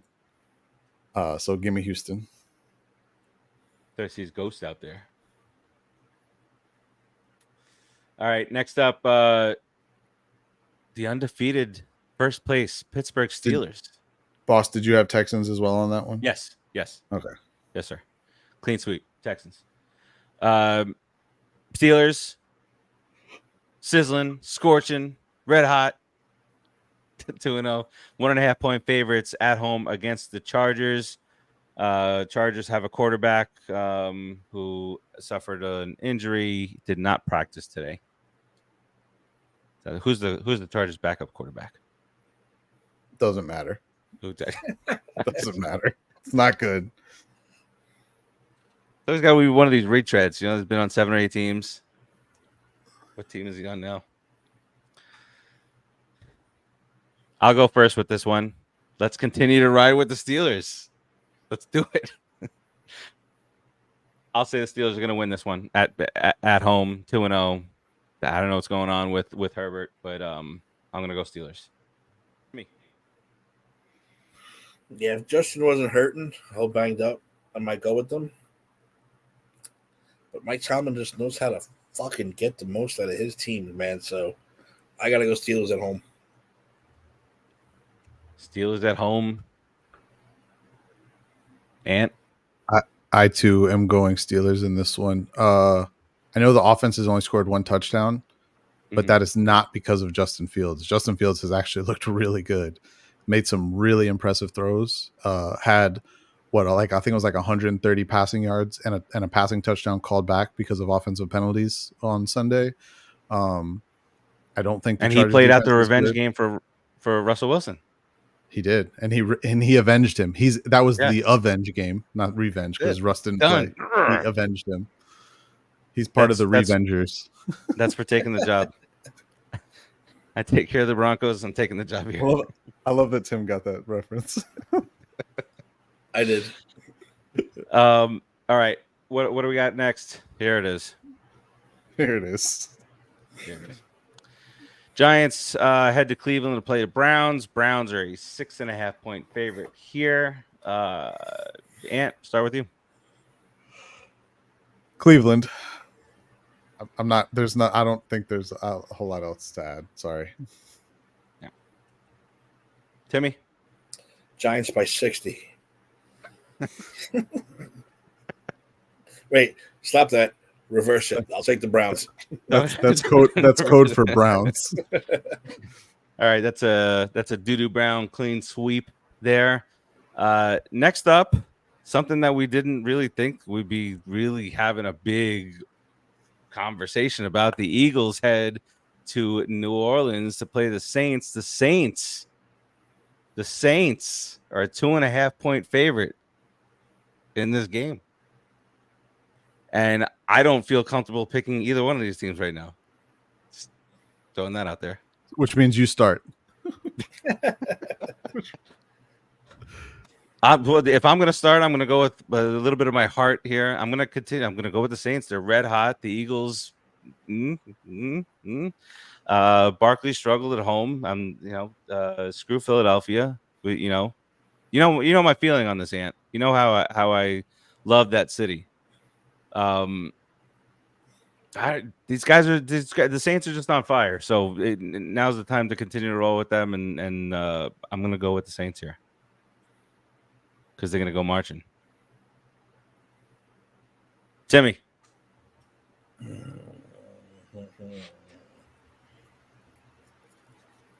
If you want me to go first, Tim, I will. I have some reasoning behind mine. All right, go for yours. Okay, so Saints obviously red hot. A lot Dave of got this the has Eagles. to do with new offensive coordinator Clint Kubiak, another member of the Kyle Shanahan, Sean McVay, Mike McDaniel, Matt LaFleur, Kevin O'Connell coaching tree. And here's a kicker for you. Clint Kubiak was in San Francisco last year and was a big part of the game plan that the Niners put up against this very same Eagles team. I understand that it's a new defensive coordinator, but a lot of the same defensive problems. And the movement and usage of some of their offensive weapons essentially buried Philly in that game. And I think it's going to be the same thing in this one. I will take the Saints at home. Little Saints there. Dave went with the Eagles. Timmy? Saints at home on their own turf. Eagles are squabbling amongst themselves. Let's go with the Saints. Squabble, baby. Squabble, baby, squabble. And this is the game that starts the real should Nick Sirianni be the head coach talk. I like it. This That's is the what I game. want to talk about on this show every week. That's what I want to talk about. Turmoil. I think we're going to be talking about it next week. All right. Next up, delightful. What a delightful game to watch. The Panthers head to Vegas to play the Raiders. Raiders are a 5.5 point favorite. Andy Dalton effect. The Andy Dalton effect. What's that going to play? I started last one. Timmy, you start with this one. I never thought I'd say this, but I'm going to take the Raiders at home. I still don't think anything's going to make a difference to that Panthers team. They're terrible.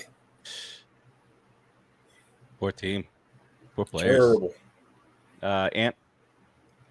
I'm not going to lie. I actually really want to pick the Panthers in this game. Usually when you see changes like this is where a team fights back for a week and we see a win. But whatever Antonio Pierce is doing in that locker room in Vegas, he has these guys fucking fighting and believing. And I think that just overpowers a QB change. So I will take I think I sent you Panthers on my sheet. And if I did, that's a mistake. I'd take the Raiders in this game. Okay. Yeah, listen, he's got Minshew Mania running wild in Baltimore. Gardner Minshew leads the league in completion percentage through 2 weeks, by the way. In case anyone was wondering. It was running wild up there. All right, that's a clean sweep for the Raiders. Clean sweep for the Raiders. We don't have to talk about the next game. All right, post Tua in 2024. Dolphins at the Seahawks. Seahawks are a 4.5 point favorite. And this just lines up to start with Ant. Seahawks. That's my input for that one. The Seattle. Seahawks. It is. Seattle says Ant. I have the Seahawks as well. Timmy? Seahawks sweep. Yeah, it's got right. Dave definitely gonna. Yeah, Dave had Seahawks. He wasn't picking against Gino. No way. Seahawks sweep. We got a lot of sweeps here. I don't know what that means for any of these teams. All right, next up, big game, big game. Ravens 0-2, lost at home to the Raiders. Heading to Dallas, who just lost big time to the Saints, and the Ravens heading to Dallas are a 1 point favorite here. This is the hardest game of the week. Like, the Ravens, like I said before, the Ravens can't go 0-3. If they go 0-3, they're just sunk. The girls at home. I'll start. I'm going to go with the Ravens simply because they have the better quarterback. Yes, they're on the road. All this other stuff has been up in the air, the defense and this and that, and losing at home, losing to the Chiefs for week 1, losing to freaking the Raiders in a mega disappointment. The Cowboys, who'd they beat week 1? I don't even remember. Why the Cowboys so not memorable? Who the hell did they win? Anyway, but then The coming They blew the up Browns. Oh yeah, Browns. the Browns.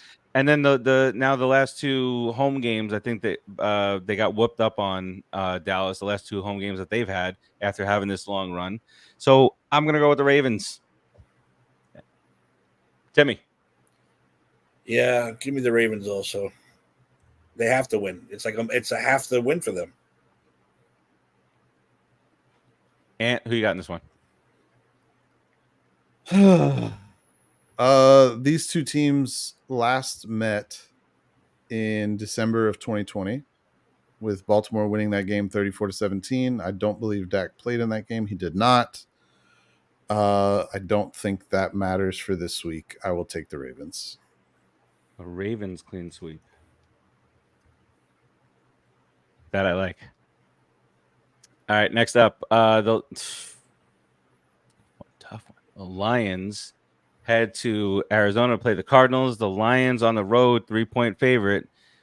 They're losing by 3 at home to the Bucks. Timmy, start with you on this one. The Lions are making their comeback this week, baby. And the Cardinals were proving their fugazi. Let's go Lions. Let's go Lions. Ant?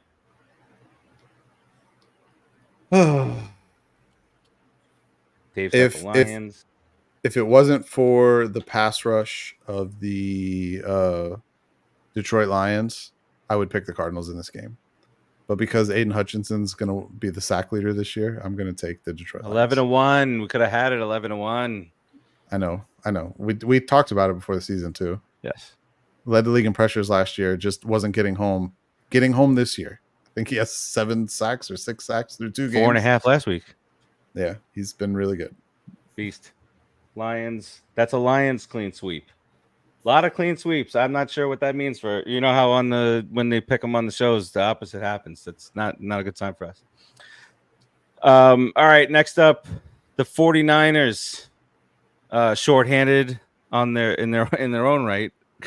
However, the Rams are barely going to be able to field the football team this week, and the 49ers are a touchdown favorite at the Ding Dongs. We start with you on this one, Anthony. Brock Purdy struggled. He struggled mightily last year when he was missing CMC and Deebo Samuel for a 3-game stretch. They went 0-3 in that stretch. Mm-hmm. I don't think the same happens here. The Rams are just too depleted, and I don't see it. Fred Warner is playing unbelievable football as usual. I will take the Niners in this one. It's all over the place last week. Timmy? I agree. 49ers. Rams are too beat up. The Ding Dongs. Can't pick them this week, Timmy. I wish I could. Not for the foreseeable future. Exactly. All right, next up, the Chiefs are a 3.5-point favorite heading into Atlanta to play the Falcons. I believe this is me. I'm going to go with the Chiefs. No brainer. No explanation needed. No. Chiefs all the way. Yeah, that's a easy Chiefs one for me. Matt Stafford. I was going to say Matt Ryan, excuse me. Kirk Cousins, week 1 against a team in Pittsburgh that can pressure him. Doesn't look very good. Week 2 against the Eagles, a team that cannot pressure anyone. He looks pretty good. The Chiefs can bring pressure. I will take the Chiefs. Yeah, and he looked fine, but just wait. I mean, I'm actually a little concerned. Just wait for Michael Penix. Is that what you meant? No, I'm just kidding. They have that shot of Penix watching from the sideline as Kirk, drives down the field for the game-winning score. All right, we got 2 Monday night games this week. Why? We're blessed. Why? Something that we got And they're rolled at the same too. fucking time. It's so Things stupid. happening. Let's guarantee that half of America doesn't watch both games. Well, you can tune in to see Jacksonville lose another game. Jags head to Buffalo to play the Bills. Bills are a 5-point favorite. Jags feel like they're in free fall. Timmy, who you got here? That should be a 4 p.m. Monday game. I'll go with the Bills. It should be a day Monday game. No one wants to watch that game.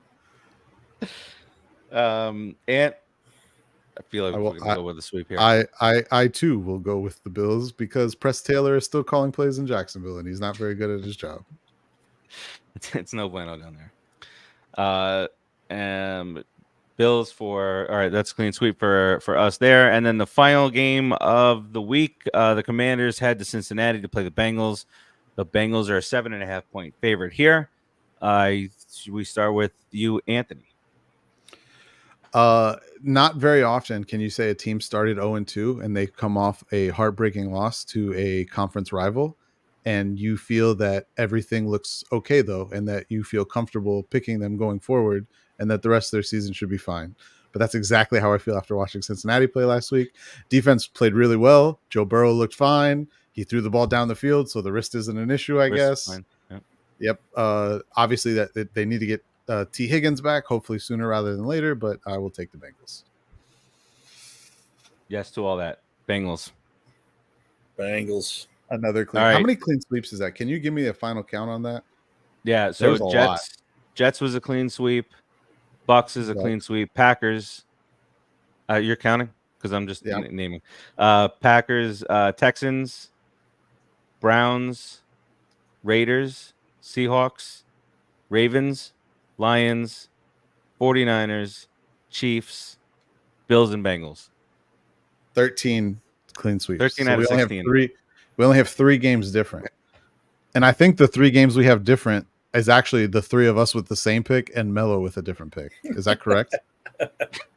I'm being serious. I think that's what it is. Colts for Mello. He also picked the Chargers and he also picked the Eagles. And the Eagles and the Chargers. Yes. We all picked the Steelers. We all picked the Saints. So we're all going to have the same record. The three of us will have the same record no matter what. And it's just a matter of if Mello is 3 games better than us or 3 games worse than us.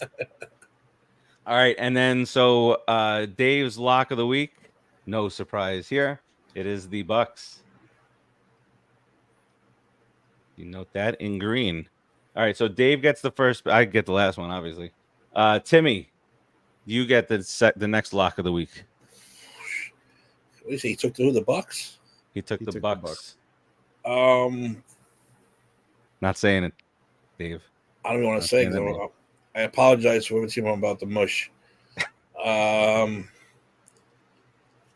can't trust that one. You know what? Give me the 49ers. Good pick. Excellent. That's an excellent lock. So everyone bet Rams.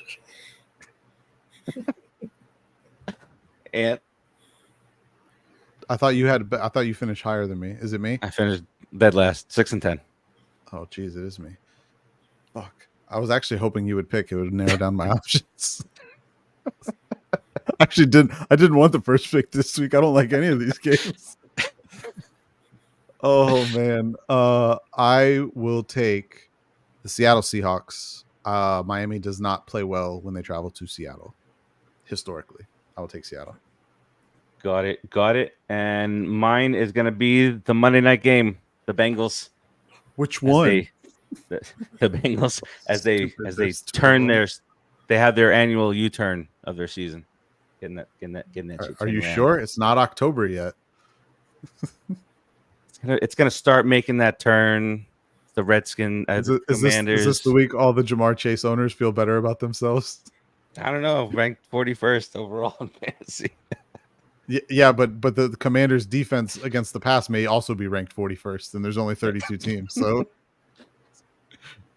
hey, neighbors 15th. overall. Okay? Yeah, he's And they played the Commanders last week. Jamar Chase going to get that Malik Neighbors treatment this week. They're gonna grease that squeaky wheel this week. 68% target share. All right. Those are our picks for the week. We got our locks in there and whatnot. Let's switch gears here for the last 5 minutes or so of the show.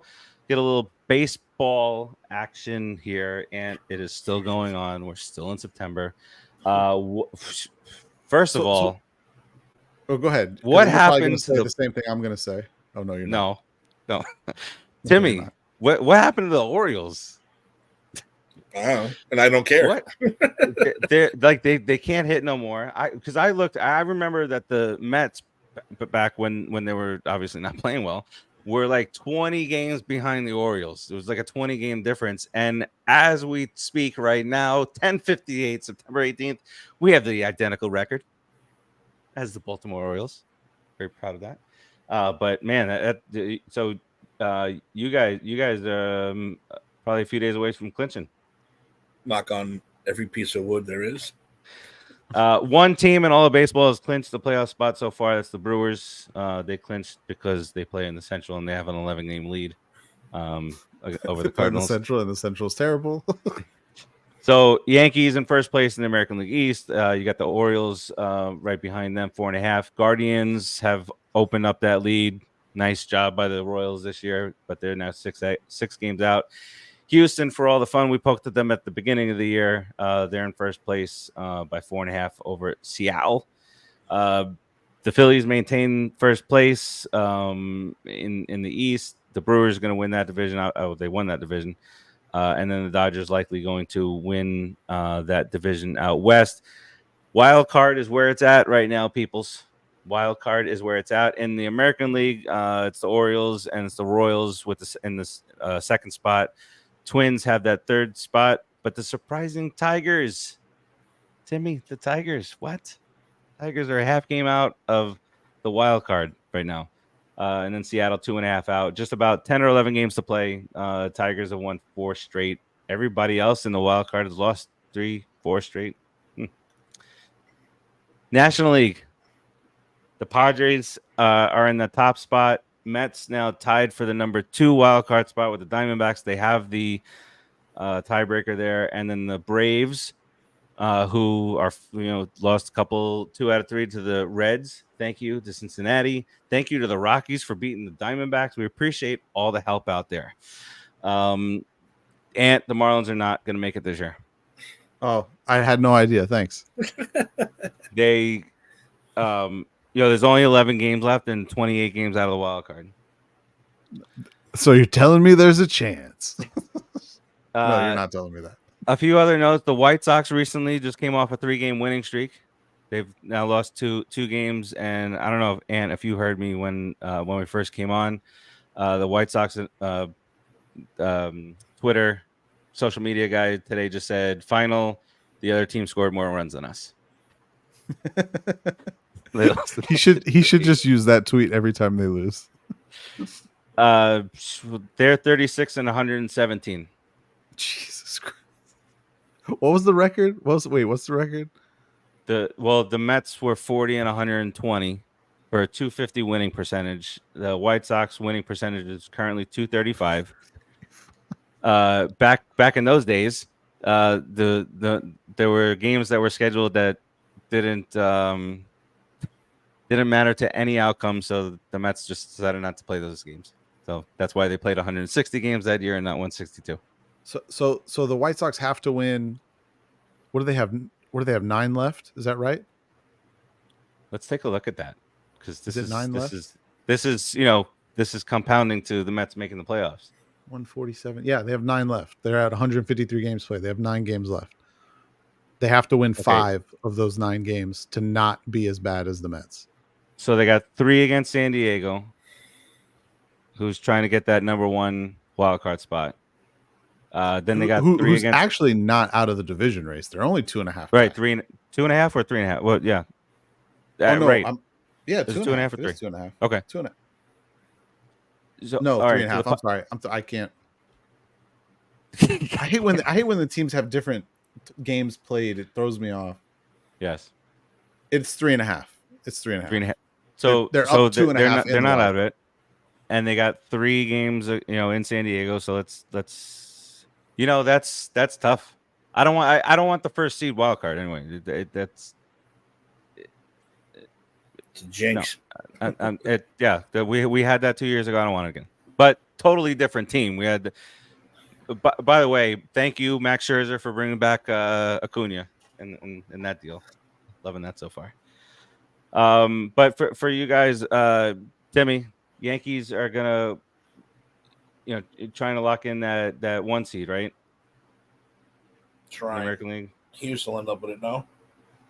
No, Houston's at 82 wins. It's Okay. you guys in Cleveland, and you guys are a game up on Cleveland. But they played two more games, and you guys have two more games than them to play.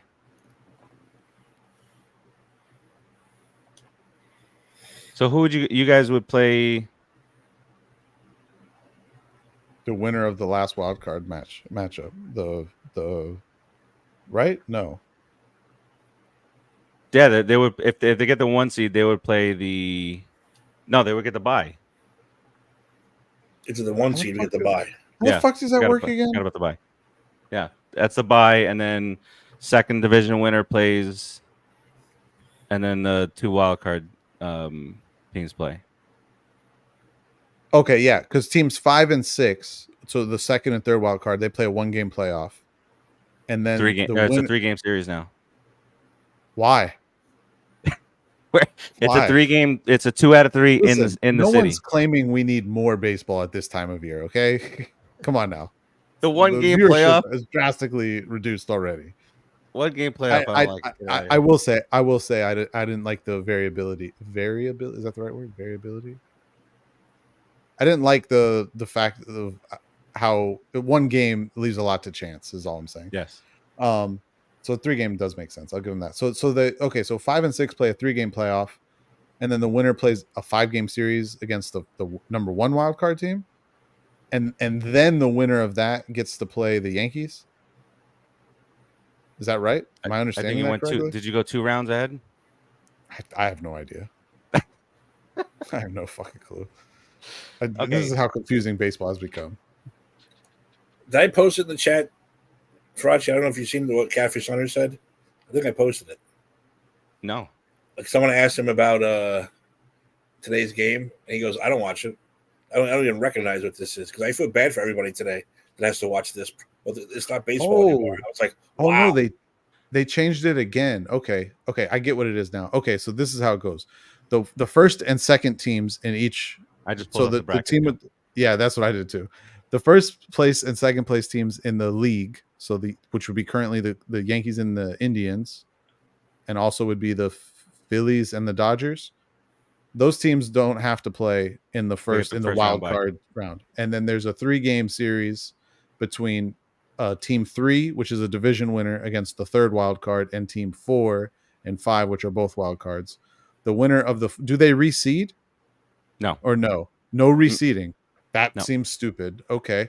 The fuck's the purpose? This is so dumb. I don't even want to talk about this anymore. Fucking baseball. Why? Why reseed? For if you don't reseed? Because if I have the best record in the league, why the hell do I have to play the 4th best team, and then the 6th best team could play the 2nd team? That doesn't make any fucking sense. So if the Diamondbacks beat the Brewers, they play the Dodgers. But if the Mets beat the Padres, they play the Phillies. That makes no sense. It doesn't make any sense. That's dumb. But so you're saying if the Mets win, and if you guys beat the Diamondbacks, you play the Phillies no matter what. No, I'm sorry. If you guys finish as the 6th, but if you finish 4th or 5th, so if you're the 1st or 2nd wild card, you automatically are playing the number 1 team. But if you finish as the 3rd wild card, you could actually play the 2nd best team, not the 1st best team. That doesn't make any sense. You're the worst team to make the playoffs, but you get to play the 2nd easiest or the 2nd best team, not the best team. That doesn't make any sense. Yeah, you're looking at the same thing I am. Okay, good. Yeah. So this is what I'm talking about. So the Diamondbacks and Brewers. If the Diamondbacks win, They're the 6th seed. There is no reason that they should be going anywhere other than Philadelphia. But instead, they would actually go to LA, and the winner of the Mets Padres would go to Philadelphia, which doesn't make sense. Why should the Phillies have to play the 4th or 5th best team as opposed to the 6th best? And obviously, it depends on who actually wins. You know, we are talking about hypotheticals. I just think the fact they don't reseed is dumb. I think the NBA does it like that too, and I've never liked it. Yeah, the NFL is the that's only. what I was thinking. The NFL is only one, the only one that reseeds. I think they all should reseed. There's no reason to have seeds if you're not reseeding. If you're just doing a straight bracket, then who cares? Well, you got to open it somehow. Got to start it. Got to get started. But how challenging is it to just reseed?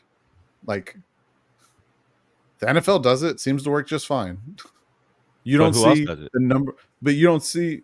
Yeah, but it's only the NFL. But I'm saying the other ones are stupid too. I'm not saying that baseball is the only one that's stupid. No. I get it. Yeah. Hockey does it a little differently because the way their divisions are set up. So hockey, the first 3 teams in each division are automatically in the playoffs. Mm-hmm. But there's only 2 divisions in each conference. And then obviously those are your de facto 1s and 2s, but really you're bracketed within your division. If you're a 1 seed, you're playing a wild card team. If you're a 2 seed, you're playing a wild card team.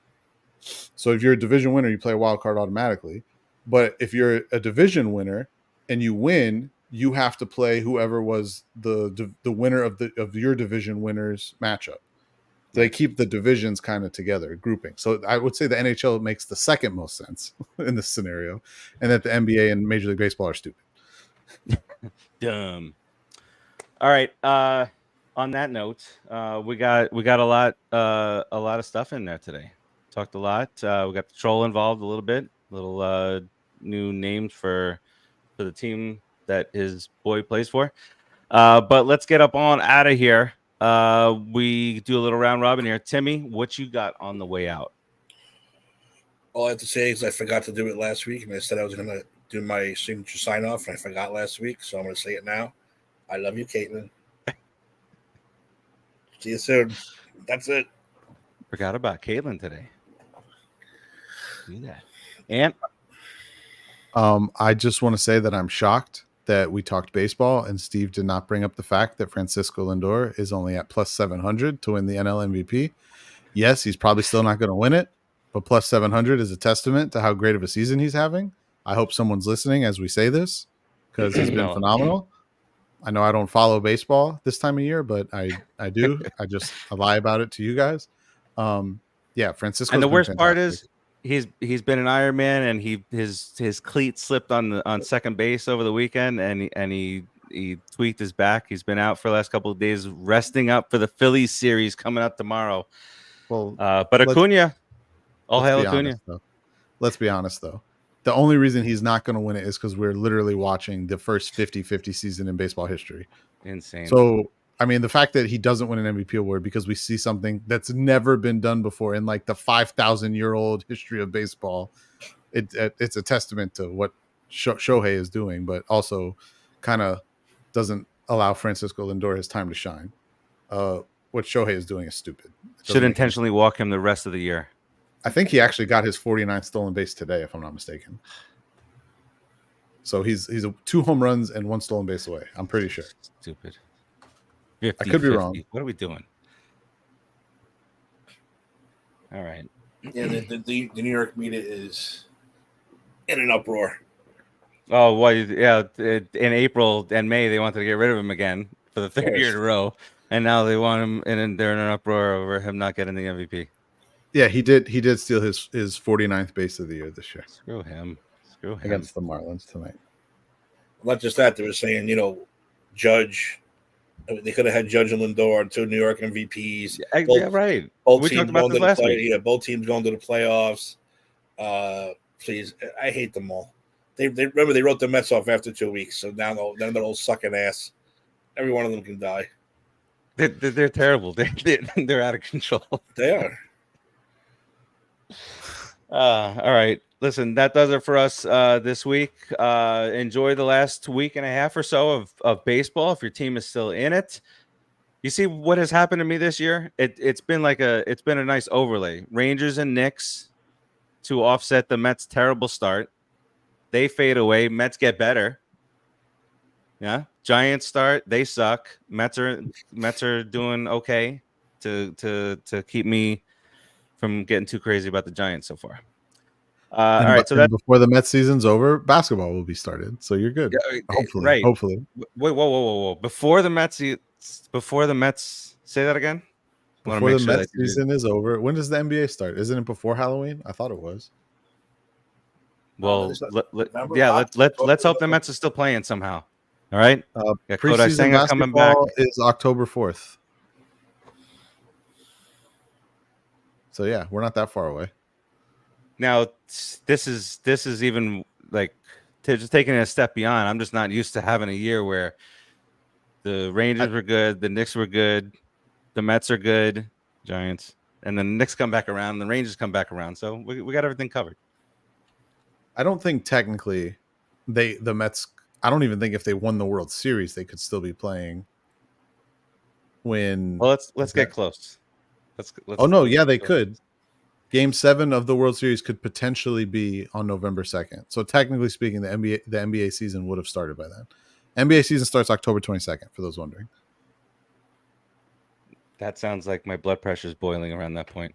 If it's Game 7 World Series, and am I reading that right?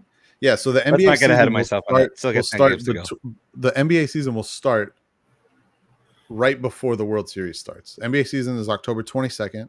Both league championship series will be done by the 19th, and the World Series will start the 25th.